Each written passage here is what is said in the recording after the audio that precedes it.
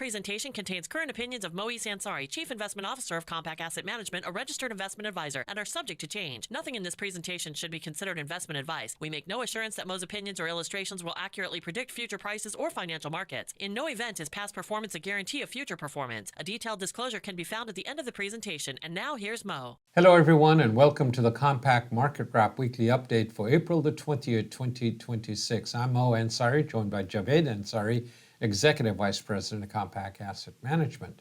And thank you for joining us today. First of all, a quick note, click on the subscribe button so whenever we post an update, you'll be notified. Also, you can go to compact.com, click on Insights. You can get all the podcast, YouTube updates, and all of the information that is available there. If you're concerned about your portfolio, if you've been up at night wondering what the next tweet is going to do to the market, give us a call. We'll be more than happy to help. Send us an email at invest@compact.com or just give us a call at 800-388-9700. We'll do a free evaluation, give you some ideas, what you should be doing, how you get from where you are now to where you want to go financially. We'll set up a roadmap for you, and that is free.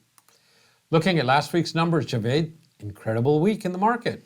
I mean, actually a historic week when you look at the returns that we've seen over the last couple of days. But S&P up 4.5%, Dow up 3%, Russell up 5.5%, EFA up 2.2%, emerging markets up 3.2%. They've been up most of the year to date, so they didn't rebound as much, but still up really tangibly.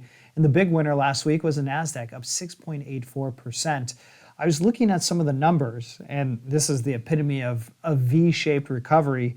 This was the fastest rebound from an 8% correction to all-time highs in the last 50 years. So if you were selling, you just missed the fastest correction or rebound to all-time highs in the last 50 years. Now, as I said last week, maybe easy come, easy go. But this is the whole point of. We barely even saw an 8-9% correction from the highs due to the Iranian conflict, and yet the market was still kind of hanging in there. And so that was, in many ways, a very positive sign. And we'll get into a little bit on the update this week of exactly what is supporting the market so much that it's able to just now that we kind of so much bad news in the market, and the market has not gone down. You've heard me for 30 years talking about it on the radio. When you get bad news and the market does not go down, watch out for the upside. Or when you get good news and the market goes down, watch out for the downside. So those are things that we need to, it's market sentiment. And I think people are becoming more and more aware that having the right portfolio and holding it during these volatile times, when you get volatility in the market, and holding it is the best answer. The more you do, the worst happens to your portfolio. The more you react to market news, to just the news, it's just emotional decisions. And as I've said, emotions and money do not mix. It's like oil and water. They just do not mix. Whenever you make emotional decisions, you will regret them in the long term, and that's what we've seen. Not that the market can't go down. It can't go down from here, of course. And I'll take a look at the charts, and the charts are telling me something that it's time to get cautious, even though we're new all-time highs. Really? Yes. Okay. Last week I was very bullish and all-time highs, and I've been bullish all along that say, but now I'm getting a little bit cautious. Temporarily, we are overbought on a very short term. We could get a pullback, but it all depends on what comes out of the talks that are going to be held in Islamabad tomorrow. If the Iranians are going to show, if they're not going to show. And today we are getting news that there's an internal struggle within Iran. The negotiators that are coming are saying, look, the people who are being critical of the talks with the United States can destroy Iran. And then there's the hardline faction within Iran that says no talks, let's keep on fighting. So I think there's more of an internal struggle going on.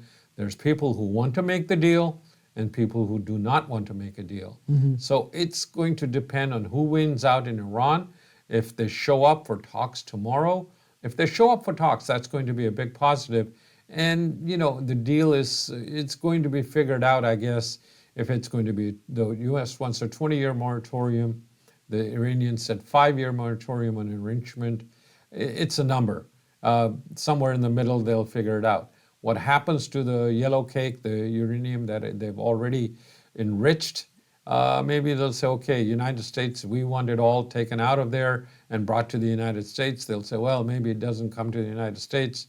We can take it out and take it to Turkey or whatever. But those are technical talks. And then there's one more site that is way underground, and that needs to be inspected. So these are technical terms, and I think those can be worked out, and it'll take time to work out the technicals on how we get the yellow cake out, if it's buried underneath rubble and so on. I don't even think any of that. I think that's all, it's important from national security, but when it comes to the markets, generally the markets it's priced out the worst case scenario. And the worst case scenario was, okay, U.S. is troops on the ground and we're invading Iran. It's, a lot of casualties and all of those type of things. That was somewhat on the table. And now it seems like due to I think the political blowback and just the overall, I think 60% of Americans are kind of like, why are we doing this? And it is now starting to kind of then, the U.S. and the administration is looking for an off-ramp. The Iranians clearly don't want to fight the U.S. That's going to be a losing battle, but at the same time trying to gain some leverage. And I think it's still, as far as my indicator on the situation, it's still the oil price. It's the Straits of Hormuz. It's the Straits of Hormuz because I think that has the effect. And as we talked about last week, that we're getting a lot of tax refunds. Everyone hopefully filed your taxes. If not, you did an extension. You'll get your refund a little later. But $3,500 I think is the average refund, which is up 11%, which is like a big boost, and that more than offsets the impact we're seeing from higher oil prices. But I still think oil is the driver, but potentially seeing even higher oil prices, right? If you go to the pump and you start seeing $8-9 a barrel, a gallon, that's a problem. Right now it's kind of manageable, and the market's saying, okay, that $8 or $9 a gallon type of situation is probably off the table. And so things are just kind of, definitely rebounding. And now it gets into what we talked about a couple weeks ago, which is really the fuel that's, really continuing to light up the stock market, which is earnings. And they are beautiful.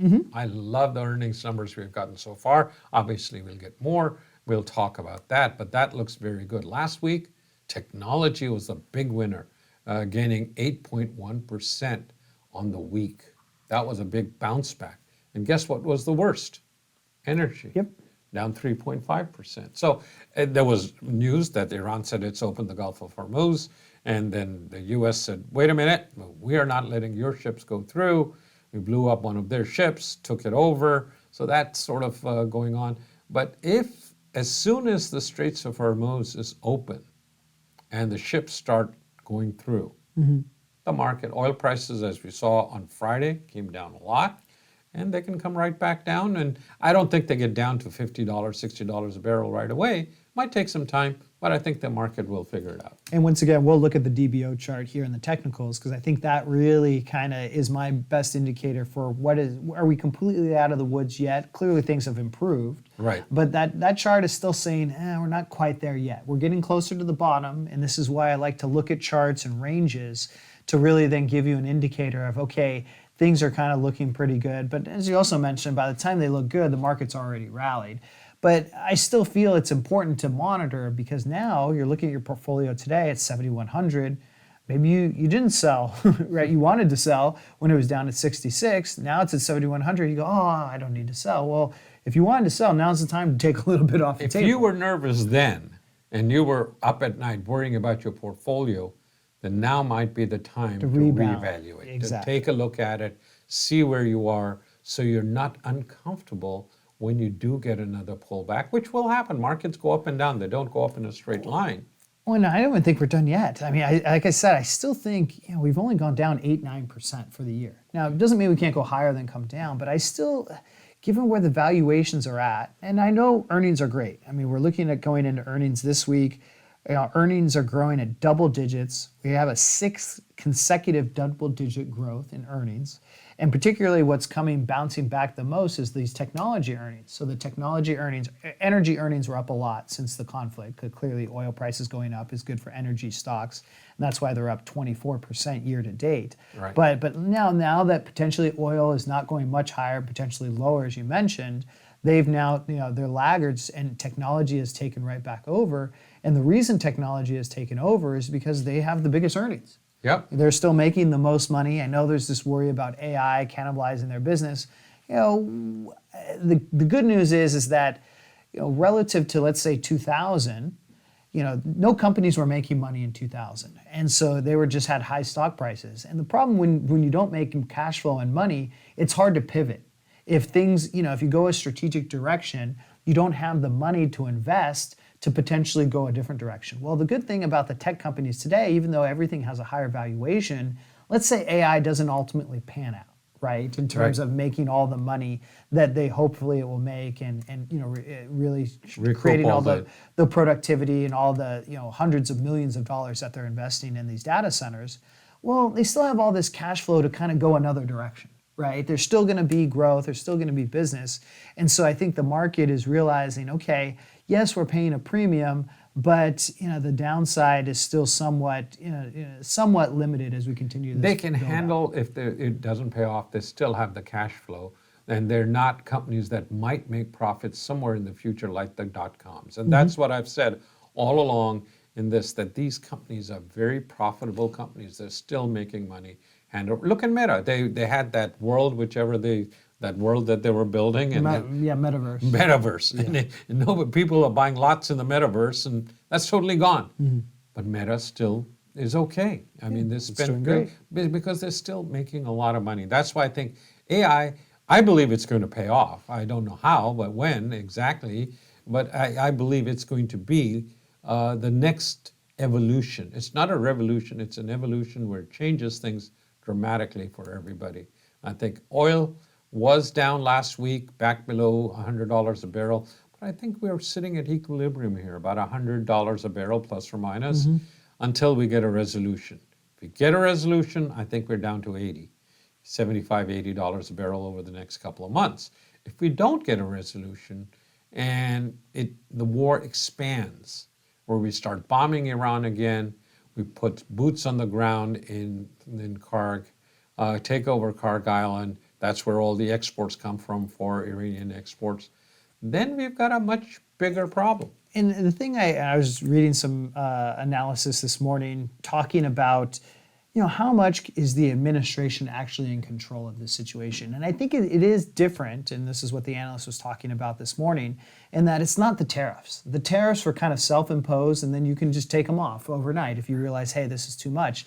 This situation, I think, is the U.S. definitely wants to cut a deal, but they don't want to just give everything, right? And so I think as we move forward, we really want to look at, is Iran, are they going to escalate it or not? If they escalate the situation, then things are going to get worse. If they decide, we want to find a deal, and like you said, the internal succession there, if we don't know quite where everything's headed, that's going to really determine the scope of where oil prices go. So no one, I think, anyone's guess on what the Iranian leadership is thinking, who the leadership who is the leadership? That's, I think, the biggest problem. So I think that's just going to be something we have to find out over time. And I think tomorrow is going to be a big deal. If the Iranians show up there to negotiate in Islamabad tomorrow for a deal, then we think that the hardliners will say, oh, you know what, go ahead, negotiate, and we'll figure out things from there. But if they don't show up, which initially they were saying we're not even coming, I think that's more posturing. They want out. They don't want to be bombed and lose whatever they've got left. And I think they want to make a deal. The U.S. wants to make a deal. It just depends on what the terms are going to be. So it's going to be touch and go for the next few days. We could get some more volatility as we get more news. One day we'll hear one side, and the other day we'll say another thing is happening, and it'll be back and forth. And I think we're in for a little bit of volatility here. That's what we're going to see. Interest rates were down, just like the market was up.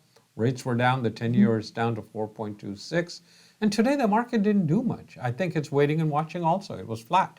Yeah, I mean, even though I think the Strait's now closed again. So I don't know what's fundamentally changed, but I think just the overall tenor of the situation for both sides has kind of cooled off. And so the market sensed it a while ago, back in March 30th was the low. And even since that time, interest rates have also come down. You look at AGG was up 0.5%.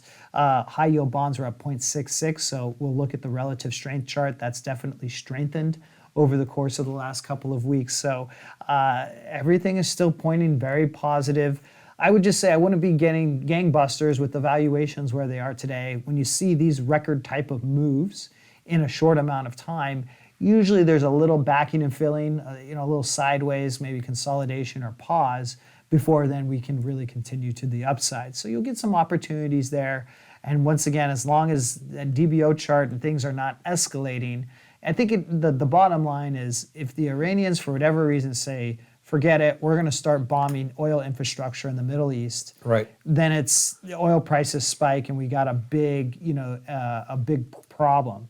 If they ultimately kind of come to some sort of deal, then it's not one of those energy shocks, one of those charts we showed a couple of weeks ago where prices go down and they stay down. It's more of a geopolitical issue.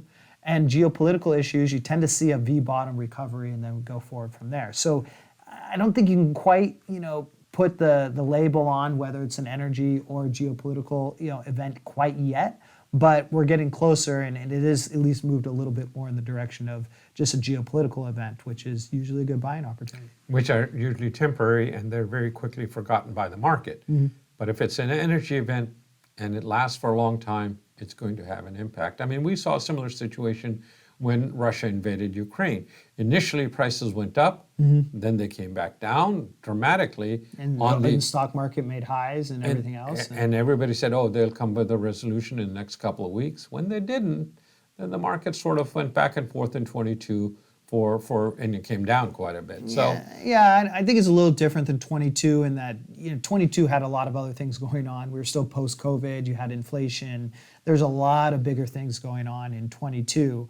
But I think it's really I don't know if it's necessarily now the Iranian conflict is a catalyst to the downside. Clearly, if oil prices explode and go higher, then it's a catalyst to the downside. But if it remains where it is today, and it doesn't get better, it's more of just a headwind that the earnings are going to have to overcome here going forward. But I just don't view it as necessarily a big catalyst to the downside, which is a good thing.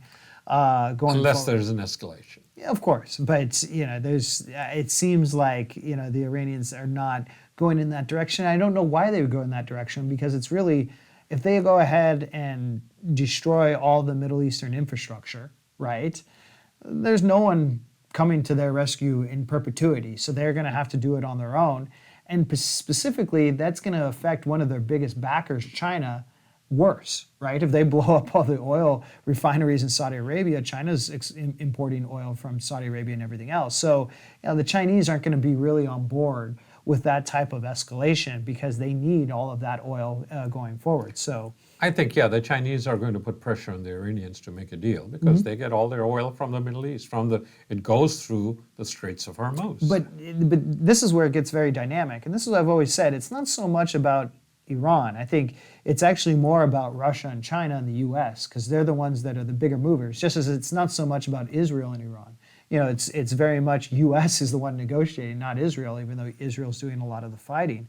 And so ultimately, I think it's a function of China, clearly wants things to flow. Russia is the wild card here because higher oil prices are actually good for Russia. And if the entire Middle East is kind of infrastructure is blown up, that sends oil prices to higher. It actually puts more power into Russia's hands because they're an oil exporter, not only to China, but to Europe and everyone else. So they actually have an incentive to kind of see things get a little bit worse here going forward. So you got these bigger dynamics. Which one's going to win out? How is it going to play out? That's what is the fog of war. You never know. And so that's why you just got to not get too bearish, I think, when things are down, but also don't get too euphoric now that we're in we're getting the all clear because there's still a lot to be figured out here.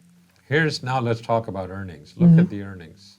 Yeah, so those are the revisions. So typically, you have negative revisions throughout the year. We've been having upward positive revisions throughout the year from the analysts. Now, maybe the analysts are getting too exuberant and starting to drink a lot of the AI Kool-Aid, or maybe all the earnings are going to come about.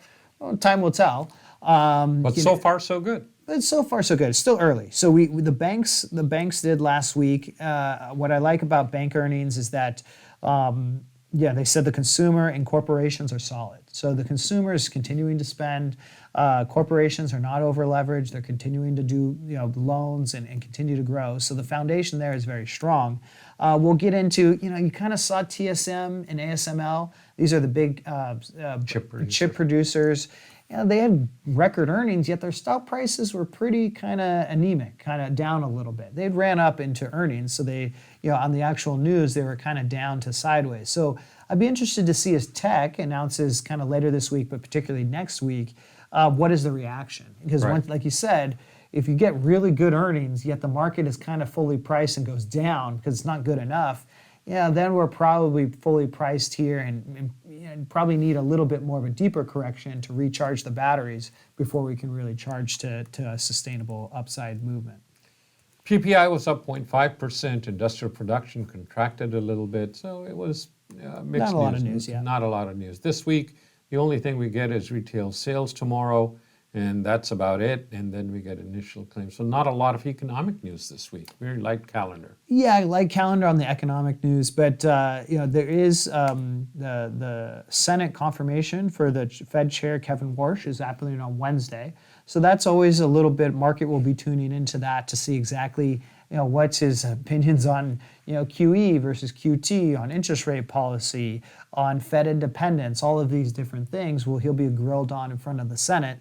So the market will be tuning into that on Wednesday, but most likely he will be confirmed. I don't think there's any question about that, but just kind of getting, and in the end, it's not so much what they say, but what they do that counts. So yeah, he'll say all the right things, exactly. I'm sure. Say, whatever you want to hear, he'll say that, and then he'll do what he has to do in the long term. So we'll see what he does more than what he says. But I think it's all about, once again, clearly oil prices and the conflict and earnings.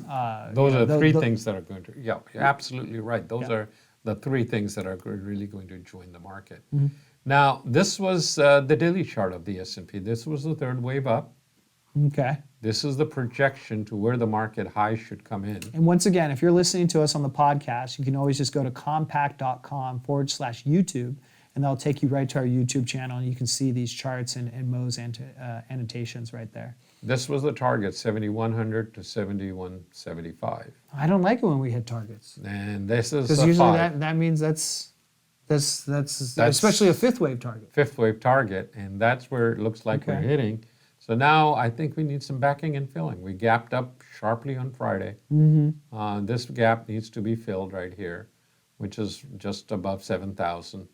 And then we are going to see. But there's that huge gap all the way back down to here. This one. That was when we gapped up above the 200-day and everything else. And above the 50 days in one day, we went from here to here. This was a huge gap up. So these gaps are somewhere we've got to see. If we get through above the top of this, get above 7,200, then this becomes negated. This target becomes negated, and you have to look at an extension of wave 5. Okay. That's the way I would look at it right now. So we need to get above 71.75 to really say, okay, this is not the target, and the next target comes into focus. And I think earnings are going to be the biggest, that's the question. As the earnings come out, is the market going to say, wow, these earnings are great, their guidance is even forward, the forward guidance is looking good, we still need to bid up these prices, or is it not good enough, and we just need to kind of take a breather here and go back forward. Here again. I mean, the earnings are going to be good. The markets are already telling us the earnings are going to be good. It's just a question of how good. Yeah. That's the question. And if the anticipation and the guidance we get, they're going to get better. That's really from even here. This is a weekly chart. It's got a target of 72.50 or so, right about here. And again, we're close to it. We got there on Friday, close to it, not quite. But wouldn't that, but the daily, if it gets up to 72, but then we're in the weekly. Yes, 7,200 on the daily. Yeah, it just touches here, goes back, even gets up to here. We'll see if the weeklies confirm that or not. Okay. That's what we'll have to wait and see. NASDAQ, here's the weekly chart. This was wave 3. This is daily. This is daily. Yeah. Projection was right here, 24.5. We talked about that A while ago. a while ago. We That was talked back. about that, That was October, That was November. October of last year. Yeah. Yeah, that's what we were projecting. so we're in there market, now. Market. Well, here we are. We touched it on Friday. Yeah, and 24.5. Today's high was 24.435. So, but again, we can get up to 24.750 on the upside of this target of the Fibonacci target that we're looking at. But again, we've gone. So what do you straight up. typically, fifth waves don't come around very often, Right. right? So when they do, and we're hitting some fifth wave targets, what's your game plan? That you've got to look for an ABC correction. Once we complete the fifth wave, then we look for a pullback or backing and filling. Or we could start up 5 waves to the downside, which is a much deeper correction. Okay. So either we get some backing and filling from fifth wave top, or we start something up for deeper correction. I think it's more of an ABC variety. Okay. That's my guess, especially if we make a deal. But I think if we get some back and forth on the deal, markets gets a little bit nervous, then we get some backing and filling. Okay. NASDAQ weeklies, again, targets are a little bit higher on the weeklies, but fifth waves are starting to show up on the weeklies too. Doesn't mean we've completed the fifth wave, it's just that we're in wave 5. Okay. And now the dot plot is positive Positive, so by a lot. by a lot. But when the dot plots get positive, sometimes you go straight up after hitting the dot plot, sometimes we don't. Just a Sometimes- couple of weeks. Where you kind of. Yeah, it is a weekly chart, so it takes time for it to, but you can see once the dot plot turned up in April of last year, we remained up until 10 months, 10 months up. When we got a down move, it didn't last as long. But here we didn't last as long here. We got some backing and filling after the dot plot turned up. We came back down here. It didn't go up that much too, It did. between October and basically April of end of 2024 and beginning of 25. 25, yeah, just stayed there. Small caps are looking good, but again, what's showing up is a fifth wave top. And just about on small caps too. So everything is showing is fully priced. Yeah. Now everything has to go right from here. We've got to get a deal with Iran. We've got to have oil prices come down. We have to have profits continue to go up, and gasoline got to come down. So all of that has to happen. So there's a lot asking. On the weekly chart on the international stocks, it's wave 3. So we could get a pullback, and that could be a buying opportunity. But again, we'll have to wait and see. This could become wave 3, this could become 4, and this could become 5. Okay. So we'll have to wait and see how we proceed from here. DBO chart, that's your favorite. No, but this isn't DBO. This is still international. So, Oh, this it's is okay. international. I'm sorry. This is the weekly chart of the DBO.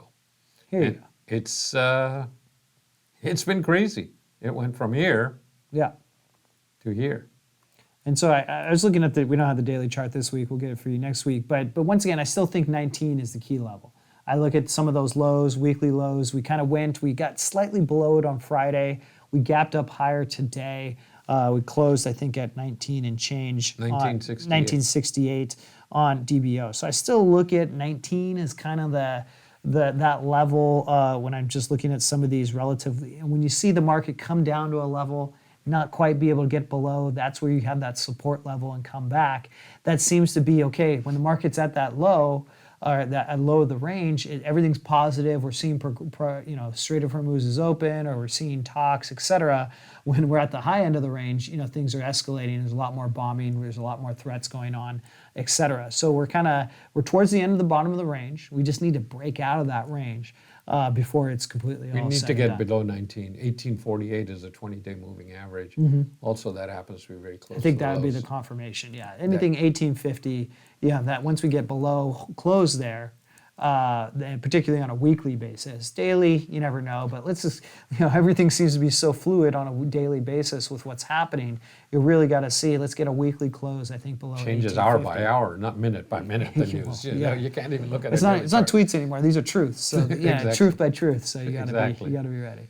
Interest rates down today, which is a good sign, or slightly higher, half a basis point. Nothing. The whole market was just waiting and watching to see what happens today. But we've come back below this high that we made, come back down, and we get below 418. That'll be a good sign. But it's nowhere still, No, which is good. and not only is it nowhere, but also when I look at the MOVE index, which is the volatility index on interest rates, it's down to 68. It was So at 100. It was at above 100. It was at 110. They didn't know. Okay, but the bond market, which once again, stock market, who knows? Stock market can go down 10% for any reason. But the bond market has really kind of coalesced here, and throughout this entire process, yeah, interest rates went higher for a little bit, but not too high, 4.45, as we 4.5% on the 10-year. Yeah. But it was nothing dramatic. I Right. mean, we were just there in early part of last year. So the bond market throughout this entire thing has actually remained pretty calm. We saw credit spreads go up a little bit, but that's just because they were so tight. So the bond markets just said, hey, hang in there. That's what we've been saying here on Market Wrap. Yes, there could be a little bit lower in stocks. I know I talked about 6,000 at one point, but yeah, that'd probably be short, and clearly we didn't get all the way down to that level. But the bond market is still saying, now you're still looking good here, even though we've rebounded. Maybe we need to do some back end and filling. Gold is just sitting there doing nothing. It's just gone up, came down, Well, but there's so been- much of the upside energy. I think that 5,000 number was about the high, 4,000 is about the low right here, and we're sort of stuck in this range, but I don't see it going higher. Well, and there's been a lot of commentary about central banks actually selling their gold. Right. Turkey, a lot of these, but now that they're having more stress around higher oil prices and they import a lot of this oil, they're having to basically sell their gold reserves to keep things going forward. So there's been, what was a tailwind for gold is now actually a headwind here going forward. So that's why you're not seeing those crazy moves to the This upside. interesting chart is the relative strength Mm-hmm. comparing high yield to government bonds. High yield bonds this red chart is the high yield up here, Yep. and this green chart is, and what we measure is the difference between the two. Correct. That is the relative, which one is going up more? Mm-hmm. When the red one is going up more, the high yield, and then the green one, that is a good sign. Yep. When this is going down faster than the green one, that is a bad sign. And this yellow line is the relative strength. Correct. So basically, we want to see that yellow line going sideways to up. If the yellow line is coming down, that means high yield is underperforming AGG. And so you can now see, I put a longer term chart here. This goes back all the way to almost April of 25. But coming out of the tariff tantrum, high yield has been trending up. We've basically been sideways since really June of last year. And that's really as good as it's going to get, I think, on the high yield AGG chart. It's going to be really hard, I think, for high yield to really continue to outperform regular bonds substantially Because they're so because the close. spreads are so tight. Yeah. So the best thing we're hoping for, what's a positive, is just for this chart to remain sideways for the foreseeable future. Now, if it's going higher, that's even better. But you can see we made Which a it top. has, sort of. If you look at this, Yeah, it's just remained in a nice channel, but we're at the upper end of the channel. Yeah. So really, if high yield this relative strength chart were to come down to the bottom of the channel, still not the end of, you have to get, yeah, exactly, right there to those October lows of relative strength before I'd really start to get concerned, break those lows, that, okay, now we're set up for more of a recessionary type of environment. And clearly we haven't had anything that even looks remotely recessionary over the course of the last now going on 1 year. So, all of this talk, everyone's now talking recession because of oil prices, it's game over. Well, bond market, this is a very simple indicator, it helps you kind of navigate that. And we'll continue to update this chart. I look at it every morning.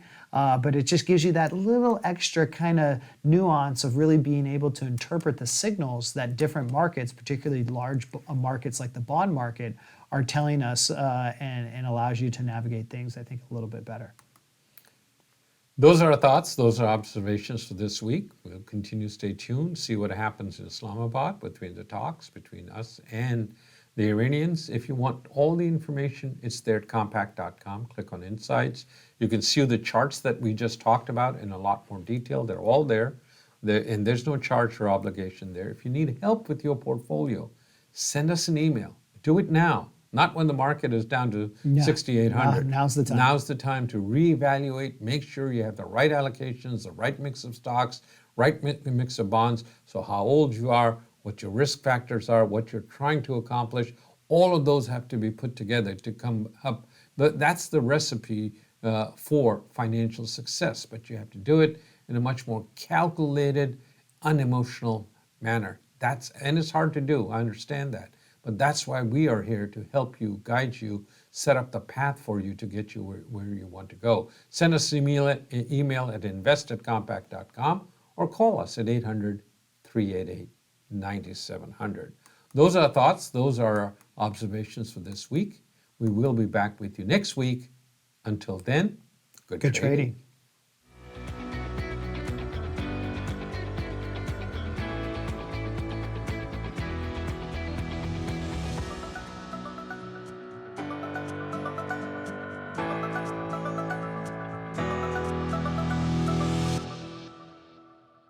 This presentation contains the current views and opinions of Moe Javaid, Chief Investment Officer of Compact Asset Management, a registered investment advisor. The views expressed are current only as of the date of this presentation and are subject to change. Nothing in this presentation should be considered investment advice, and nothing is personalized to any investor's individual circumstances. Compact Asset Management offers investment advice only after entering into an investment advisory agreement and gathering client-specific information about goals, objectives, financial status, and risk tolerance. This presentation uses terminology associated with technical analysis and provides charts to illustrate some of the concepts discussed. Technical analysis is a security analysis method with the goal of forecasting the direction of prices of securities or market indices through the study of past market data, primarily price and volume. We make no assurance that past performance or the use of technical analysis will accurately predict future prices. Further, a risk of technical analysis is that overfocus on historical patterns could lead to ignoring or downplaying security-specific concerns, overall market or sector concerns, or other factors because we assume inaccurately that historical patterns will repeat themselves. In no event is past performance a guarantee of future performance.